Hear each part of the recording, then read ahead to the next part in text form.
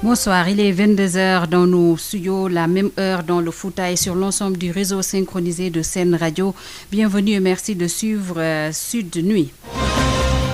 Accident de la route ayant causé 14 décès et 33 blessés entre Ndjoumé et Guédé. Le ministre des Transports terrestres au chevet des blessés, Mansour Faye, prône davantage de sensibilisation et la prise de mesures plus hardies relatives à la surcharge et aux horaires de conduite. Résultat du baccalauréat 2021, les résultats du jury 1757 du lycée technique Cheikh Ahmadou Bamba Mbacké est satisfaisant. Il ne faut pas s'attendre aux performances l'année dernière, alerte le secrétaire général chargé de la communication du SAEMS, Tamsir Bakhoum, évalue les résultats du CFE avec une chute de 10% cette année. Ce sont le sort des classes intermédiaires et la Covid sur le banc des accusés. En politique, révision exceptionnelle des listes électorales en perspective des locales de janvier 2022. Des manquements relevés à Tivaouane, le Parti démocratique sénégalais accuse le régime de vouloir écarter des jeunes de ses joutes électorales. La page santé de Marie-Rosalie Ndiaye vous sera également proposée dans cette édition mise en onde par Papa Abdoulaye Dieye. Sud Nuit. Bonsoir et bienvenue. Tout d'abord, ce rectificatif, il s'agit plutôt de 12 décès et non de 14. Le ministre des Transports terrestres, des Infrastructures et du Désenclavement était cet après-midi au chevet des blessés victimes de l'accident de ce matin à Ndjoum ayant causé 12 morts et 33 blessés. Mansour Faye promet de prendre des mesures pour que de pareilles situations ne se reproduisent et dénonce également la surcharge au niveau des deux véhicules. Il est au micro de Yves Dendeng. Au premier constat, nous pouvons dire déjà que ces deux véhicules étaient en surnombre, puisque l'un des véhicules avait une capacité de 19 places, le deuxième 15 places, théoriquement au total 34 places, et disons 45 personnes ont été impactées par cet accident, et cela pose problème par rapport donc non seulement à la sécurité routière, mais aussi par rapport aux facteurs humains. Je voudrais encore, à travers ces mots, présenter toutes nos condoléances donc, aux familles éplorées, les 12 victimes décédées et aussi souhaiter donc, un prompt rétablissement aux blessés. Alors, ce qui va suivre, c'est essayer de voir avec les acteurs du transport public comment prendre des mesures pour encore une fois éviter ce genre d'incidents. Le surnombre est un facteur quand même qui pose problème.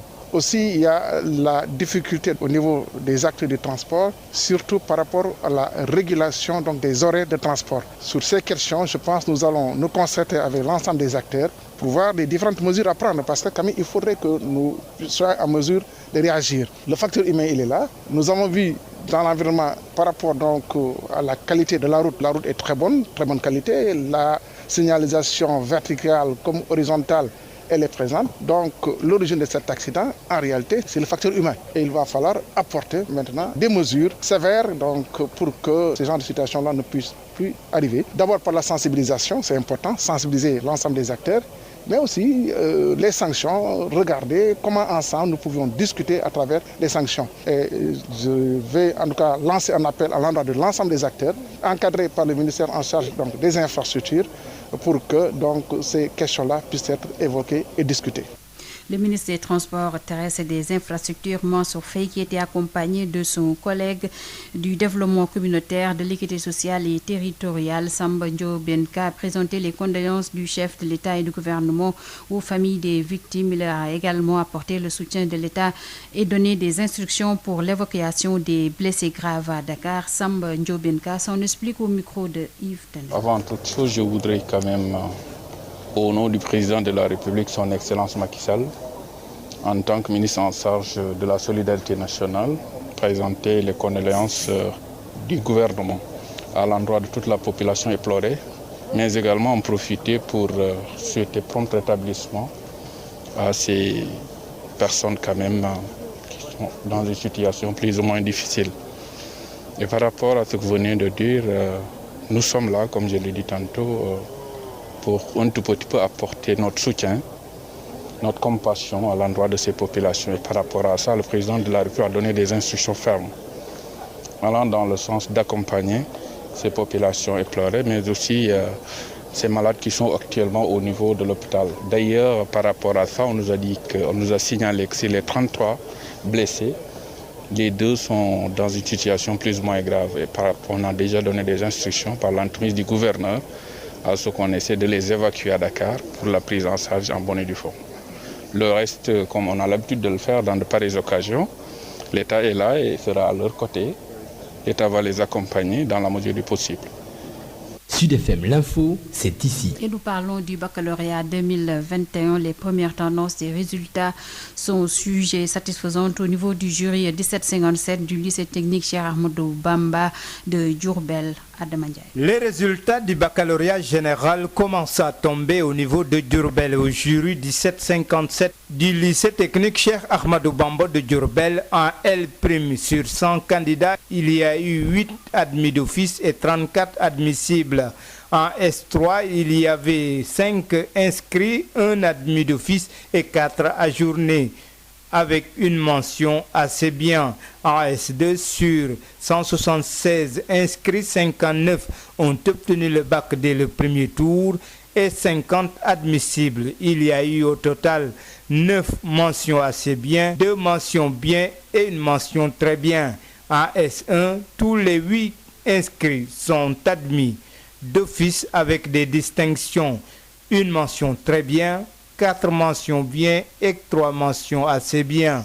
Diourbel, Sud FM Adama Ndiaye.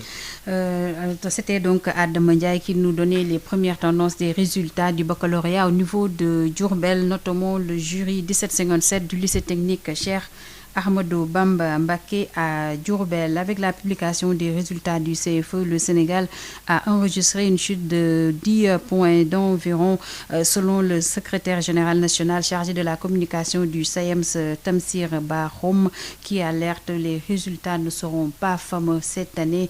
Il s'en explique au micro de Adja Ndeye Mariam Ndiaye. Nous avons vu les résultats qui ont été publiés par le ministère de l'Éducation nationale concernant les certificats de fin d'études élémentaires de l'année 2021 qui tournent autour de 62% environ, contrairement à l'année dernière où le Sénégal a enregistré un taux de 72%. Cela s'explique par le fait que ces élèves de cette année en classe d'examen, ce sont ces élèves qui étaient l'année dernière, ou il y a de ça 2 ans, ceux qui avaient été appelés élèves en classe intermédiaire. Et donc de ce point de vue, particulièrement l'année dernière, nous avons vu que les classes intermédiaires, les enseignements apprentissages ont été arrêtés. Donc ce qui fait que cela aura une répercussion négative sur le déroulement de l'année normale de 2021 et donc pour les examens du certificat d'études. Mais il faut le dire, si bien que nous avons vu que les épreuves du baccalauréat ont été très abordables et qu'il faut remercier les professeurs parce qu'ils ont eu à tenir les classes jusqu'à la fin de l'année et accompagner les élèves. Aujourd'hui, aucun élève ne pourra dire que ce qui a été donné au bac ou bien à l'entrée en troisième ne l'a pas vu. Mais le problème qui se pose, c'est qu'il y a quelque chose qui devait être fait en amont dans les classes intermédiaires et malheureusement, lorsqu'on a suspendu les enseignements apprentissages l'année dernière, alors cela va se répercuter négativement sur le déroulement de l'année scolaire de cette année. Et dès lors, donc, il faudra s'attendre à ce que les résultats du baccalauréat aussi puissent connaître une chute contrairement à l'année dernière. Il pourra en être de même aussi pour le BFM. Mais ici, ce qu'il faut dire avec force, c'est que le BFM aujourd'hui n'est plus considéré comme un examen sérieux. Ce que nous avons vu constater et qui est déploré par l'ensemble des professeurs du Sénégal, c'est que les collègues examinateurs même qui vont au BFM et qui font correctement leur travail sont mis en mal avec dans les centres d'examen, dans les villages, dans certains contrées, au point que quand même ils ont eu du mal en tout cas à se comporter de la plus belle façon. Ce n'est pas la faute des enseignants. Le problème qui se pose cette année, c'est que c'est une accumulation de compétences non faites dans les classes intermédiaires qui aboutira tout simplement aux résultats faibles que nous avons vus au CFFE ou qui pourraient véritablement être vus au niveau du baccalauréat. C'était le secrétaire national chargé de la communication du SAEMS, Tamsir Bahoum, selon qui les résultats ne seront pas fameux cette année pour ce qui concerne le BFM et le bac. Et pour ce qui concerne le CFE, le Sénégal a enregistré une chute de 10 points d'environ. C'est passé donc de 72% en 2020 à 62% environ en 2021.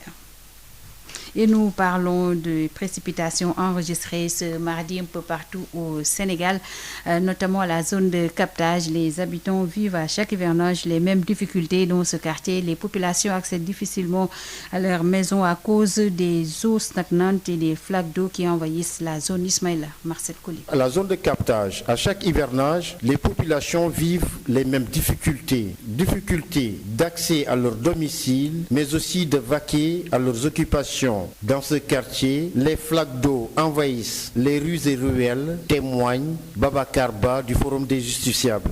Écoutez, c'est une situation un peu déplorable. Donc ça fait maintenant 5 ans que j'habite dans ce quartier. Mais j'avoue que à chaque hivernage, c'est la même situation que nous vivons. Donc je pense que c'est une situation qu'il faut regretter. Quand ça pleut, on a du mal à accéder, en tout cas dans ce quartier. Pour ceux qui n'ont pas les moyens pour se déplacer et ceux qui n'ont pas de voiture, parfois ils ont du mal à avoir un taxi. Soit s'ils ont un taxi, ça va être avec des prix exorbitants. Même les taxis refusent d'accéder dans ce quartier parce que tout simplement il y a de l'eau partout. Ces eaux stagnantes, effectivement, ça va augmenter la prolifération des moustiques. Babacar Diop, un autre habitant de la zone de captage, embouche la même trompette. Pour lui, cette situation est difficile à vivre. Non, difficilement, parce qu'au niveau des zones de captage, quand il y a la pluie, si tu rentres, tu ne peux pas sortir. Tu n'as pas encore rentré, il faut que tu restes dehors jusqu'à que le pluie ça diminue. Chaque année, c'est comme ça. Mais tu as vu, ça c'est le commencement. Mais dès que s'il continue à pluie, c'est difficile. Même l'eau rentre dans les maisons. On dit que il y a trop de moustiques, c'est à cause de ça. C'est à cause de ça. On dit que la canal, non, c'est pas la canal, c'est à cause de ça. Toutefois, Babacar Ba et Babacar Diop invitent les autorités locales à prendre des mesures idoines pour soulager les souffrances des populations. Et que les autorités locales doivent également prendre les mesures qu'il faut pour soulager les populations. Nos autorités viennent de regarder comment ça se passe au niveau des zones de captage. Parce que quand il y a la pluie, les autorités devaient sortir leur bureau et leur maison pour venir regarder comment que les gens se vivent. Mais ils restent dans leur maison, là-bas, ils ne savent rien du tout. Ce 3 août 2021, ces mêmes eaux de pluie qui ont envahi la zone de captage sont visibles dans d'autres quartiers de la ville, comme Kassor et HLM. Ismaïla Marcel Colli, les fortes pluies de ce mardi ont également eu des impacts négatifs sur les travaux du BRT, la fluidité de la circulation. Les automobilistes ont souffert le martyre pour circuler dans la capitale et sa banlieue. Toutefois, un dispositif a été mis en place par le BRT pour limiter les dégâts. Amadou Moustapha Dia. Une situation très différente de celle d'hier, c'est le moins qu'on puisse dire suite aux fortes pluies que se sont abattues ce mardi. Les chantiers du BRT fortement impactés au niveau du rond-point Liberté 6, un trou en pleine route est en train d'être remblayé par les ouvriers du BRT.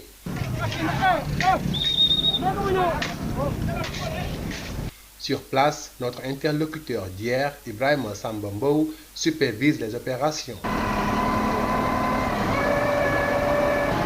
Nous sommes au rond-point Liberté 6. On a trouvé que la route a été coupée d'une partie.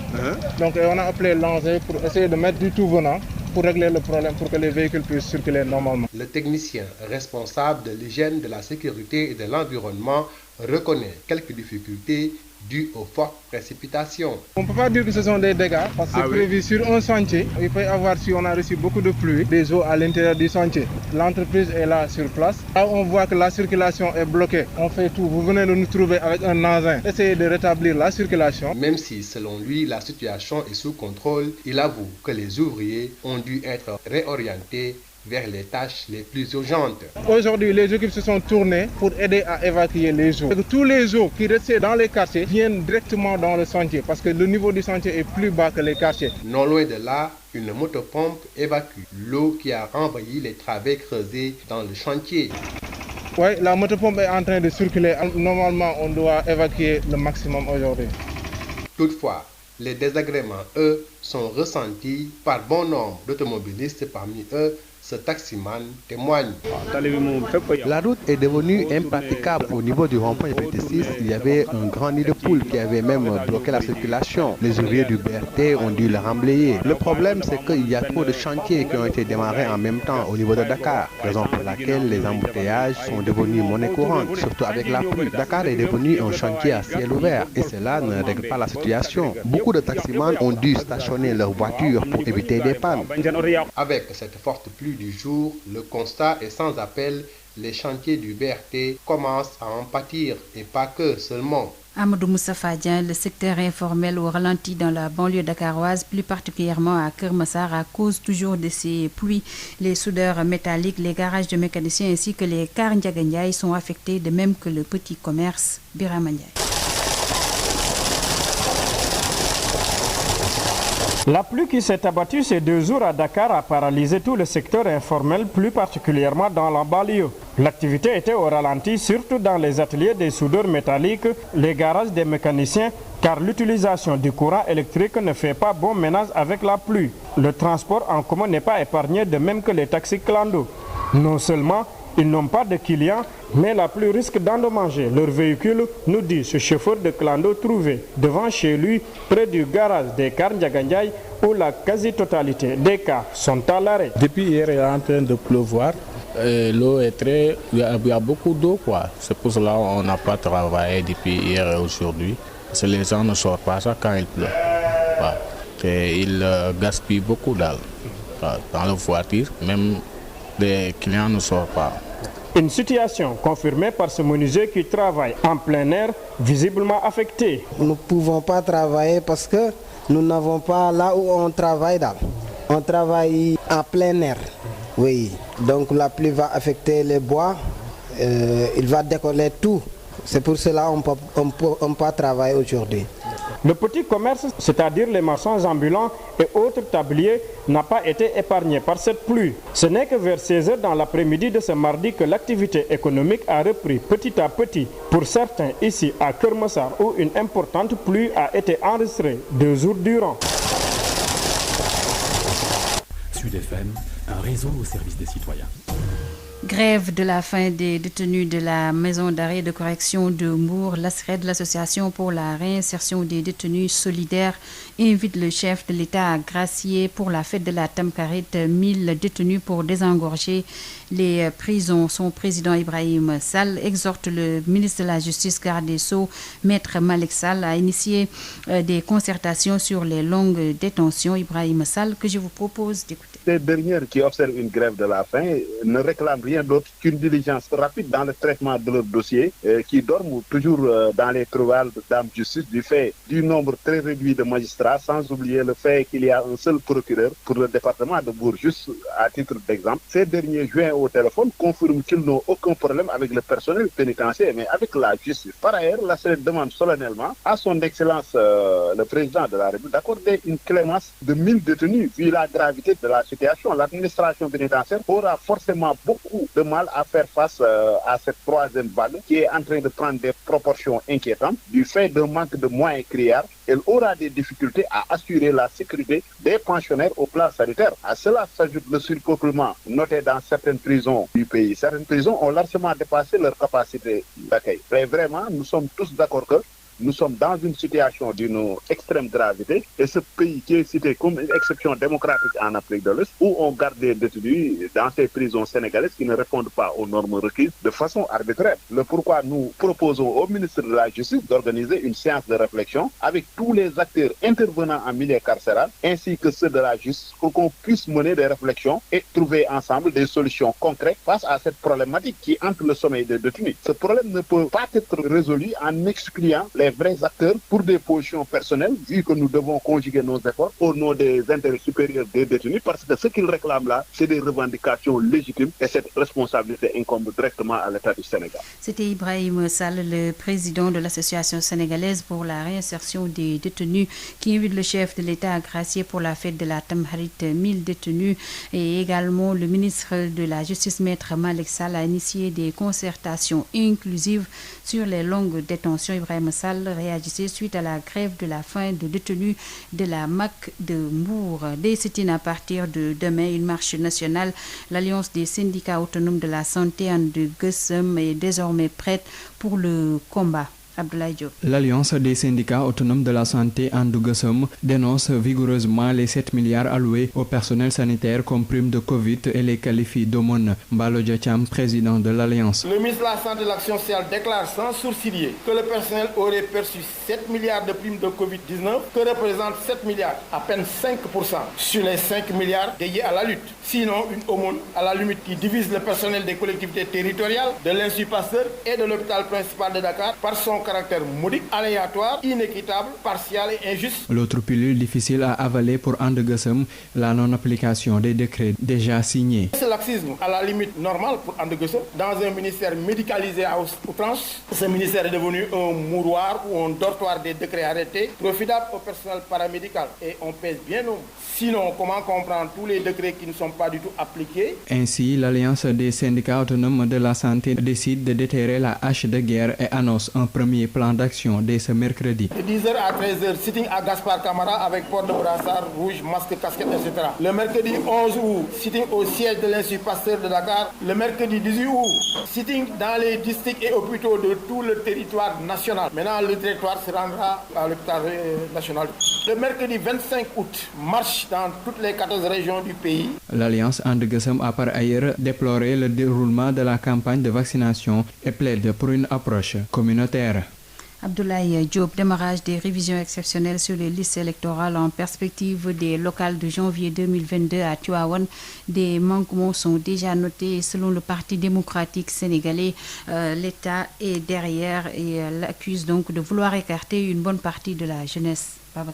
Démarrage des révisions exceptionnelles sur les listes électorales dans le département de Tivaouane. Déjà des manquements signalés par le plénipotentiaire du PDS, secrétaire général départemental du Parti libéral et chef de l'opposition dans le département. À l'en croire, les commissions sont mises en place dans les 18 communes du dit département. Mais selon El Hadji Maodo Malick Sy Gueye, les conditions ne sont pas encore claires pour l'enrôlement des personnes détenant un extrait de naissance et un certificat de résidence, ce qui n'est pas normal vu les 50 milliards déjà dépensés du gâchis de la vie de Maodo Malick Sy Gueye, selon qui la riposte se prépare. Les centres ont commencé à enrôler les militants qui veulent s'inscrire dans les listes électorales dans les 18 collectivités locales du département. Je me pose la question à savoir, ils ont dépensé sur les cartes électeurs et cartes d'identité, ils ont dépensé près de 50 milliards. Maintenant, ils veulent détruire encore des cartes où on a mis ne peut pas voter. Donc vraiment, moi je ne comprends pas. Nous avons constaté que cet enrôlement ne concerne que les gens détenteurs de cartes d'identité, là où on a mis ne peut pas voter.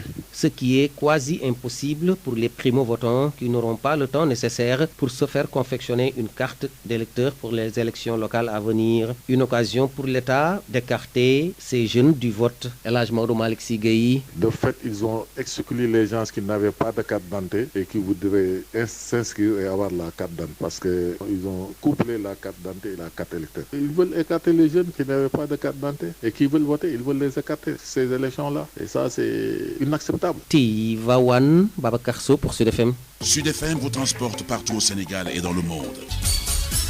Sud International. Au Mali, après l'adoption du plan d'action gouvernemental hier soir lors d'un vote du Conseil national de transition, la polémique reste ouverte sur les intentions du Premier ministre quant à la date des futures élections. Répondant aux questions qui lui étaient posées par les membres du CNT qui fait actuellement office d'Assemblée législative, Diokel Meiga a voulu rassurer. Il s'est montré très clair. Je cite, le chronogramme des élections générales a déjà été publié en avril, a-t-il déclaré. Ce chronogramme sera maintenu. Enfin, à ceux qui estiment que les assises de la refondation annoncées par le Premier ministre pour préparer les futures réformes institutionnelles ne seront qu'une redite des nombreuses concertations nationales qui ont déjà eu lieu. Diokel Meiga répond légitimité et redevabilité. Je cite, celui qui viendra à la tête du pays après les assises veut croire le Premier ministre ne pourra plus agir comme s'il avait acheté les Maliens au marché. Fin de citation. La nouvelle était attendue, mais la Banque mondiale le confirme dans son rapport annuel publié ce mardi. L'économie centrafricaine devrait entrer en récession cette année sous l'effet cumulé de la crise sanitaire et de l'offensive menée en début d'année par la coalition rebelle de la CPC. La Banque mondiale dresse un portrait de l'économie du pays encore trop dépendante des exportations de matières premières et préconise de miser sur le capital humain. Et nous allons directement du côté donc du Faso. Le président célèbre pour la 5e fois les élèves les plus méritants des examens du certificat d'études primaires, du brevet ainsi que du certificat d'aptitude professionnelle et du baccalauréat. Roch Marc Christian Caboret a remis aujourd'hui des prix à 99 lauréats du prix de l'excellence scolaire de l'édition 2021. Correspondance depuis Ouagadougou, Mathieu Somda. Avec une moyenne de 18,78 sur 20 à l'examen du brevet d'études du premier cycle session 2021, Charifatou Gansonré réalise son rêve. Depuis le début d'année, je me suis dit que cette année, je vais être parmi les lauréates à l'excellence parce que chaque année, je regarde l'excellence à la télé et ça m'a motivée. Je suis contente d'avoir été primée cette année, d'avoir été lauréate, surtout d'avoir vu le président. Il m'a encouragée, je suis fière. Les lauréats de cette édition ont reçu des mains du président du Faso des prix composés d'attestations, de kits scolaires, de tablettes, d'ordinateurs portables et de bourses scolaires. Les 99 élèves les plus méritants sont honorés par le président du Faso qui a présidé la 5e édition de l'excellence scolaire, Rochmar Christian Kaboré. Si nous arrivons à organiser une telle cérémonie, c'est parce que l'école se poursuit. Au-delà des écoles fermées, au-delà des difficultés que nous avons connues, c'est quand même un signe important qu'il faut noter. C'est l'occasion de féliciter les meilleurs élèves de Burkina Faso. Ces résultats nous montrent encore une fois qu'ils ont été bons dans les régions à haut défi sécuritaire, telles que l'Est, telles que le Nord, telles que le Sahel. On voit que les résultats ont été beaucoup plus probants. Il est tout à fait normal que je sois présent à une telle cérémonie pour féliciter ces jeunes et les encourager à poursuivre. L'édition 2021 est placée sous le thème « Célébrer l'excellence scolaire pour la promotion du développement endogène, gage de paix et de cohésion sociale ». C'est un événement initié depuis 2017 par le président du Faso, Mathieu Somda, depuis Ouagadougou pour Sud FM. Mathieu Sonda, donc nous parlons de sport à présent et au Sénégal. Le président de la Fédération sénégalaise de football, le candidat Madi Touré, rencontre demain mardi dans l'après-midi les présidents du club de la région de Dakar. Retenez qu'à travers un courrier envoyé au président de la commission électorale de la Fédération sénégalaise de football, Mbaye Diouf Dia a officiellement retiré sa candidature au profit de Maître Augustin Senghor à l'occasion de la prochaine Assemblée générale élective de la Fédération sénégalaise de football prévue le 7 août prochain. Et enfin, homologation des stades africains par la CAF. Ce mardi, la liste a été publiée et pour notre pays, le Sénégal, il est juste mentionné à inspecter. Il est 22h27 dans nos studios. Nous recevons Marie-Rosalie Ndiaye pour Info Santé. Biotox anti-moustique pour le corps, les vêtements, les rideaux et draps vous protège contre les moustiques chez l'adulte et l'enfant. Val d'Afrique vous offre votre journal de la santé.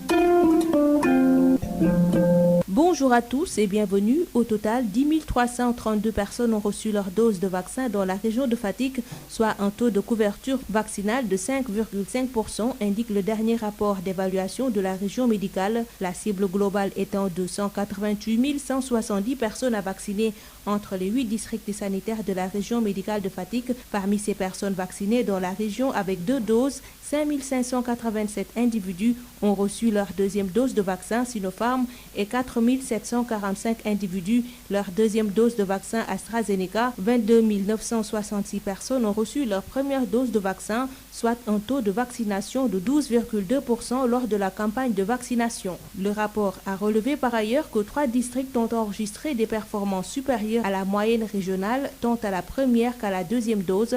Il s'agit des districts de Diofior, Foundiougne et de Fatick. Une campagne de renforcement de la sensibilisation des populations sur la vaccination et le respect des mesures barrières à travers les radios locales, les chaînes câblées et les acteurs communautaires est en cours. Le rapport fait état d'une rupture du vaccin AstraZeneca dans la plupart des unités de vaccination. Dans le cadre de la lutte contre la propagation de la Covid-19, l'État du Sénégal a entamé une vaste campagne de vaccination au niveau des structures de santé. Toutefois, il a été noté que dans ce contexte, certains employeurs ont pris des mesures visant à interdire l'accès à l'entreprise aux travailleurs qui ne se sont pas fait vacciner ou à conditionner le bénéfice de certains avantages à la présentation d'un carnet de vaccination. Étant donné qu'à l'état actuel de notre législation, aucune disposition ne rend obligatoire la vaccination, ces procédés discriminatoires et attentatoires aux droits des travailleurs sont dépourvus de fondements juridiques. Par conséquent, le pouvoir d'organisation du travail, de même que l'obligation de garantir la sécurité et la santé des travailleurs, ne saurait conférer à l'employeur la possibilité de refuser l'accès de l'entreprise à un travailleur au motif qu'il ne s'est pas fait vacciner. C'est une note d'information à l'attention des employeurs signée le ministère du Travail, du Dialogue social et des relations avec les institutions. C'est tout pour aujourd'hui. Merci de nous avoir suivis. Biotox anti-moustique pour le corps, les vêtements, les rideaux et draps vous protège contre les moustiques chez l'adulte et l'enfant. Val d'Afrique vous a offert votre journal de la santé.